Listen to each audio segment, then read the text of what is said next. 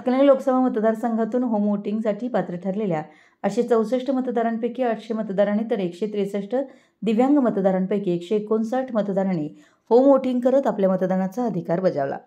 यंदाच्या निवडणुकीपासून मतदारसंघातील 85 वर्षे वयाच्या मतदारांना घरातूनच मतदान करण्याचा पर्याय उपलब्ध करून देण्यात आला आहे। याचे निवडणूक विभागाकडून अशा वयस्क व दिव्यांग मतदारांकडून फॉर्म भरून घेतले होते। हातकणंगले मतदारसंघासाठी 864 मतदार हे 85 वर्षावरील म्हणून नोंद केले होते। मात्र यापैकी 64 मतदारांनी मतदान केलं नाही, तर दिव्यांग मतदार म्हणून 163 जणांनी नोंदणी केली होती।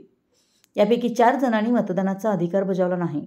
वरीलपैकी नोंद झालेल्या 85 वर्षावरील व दिव्यांग मतदारांपैकी 38 मतदार मयत झाले आहेत। मराठी एस न्यूजसाठी हातकणंगलेहून रोहन चाजणे।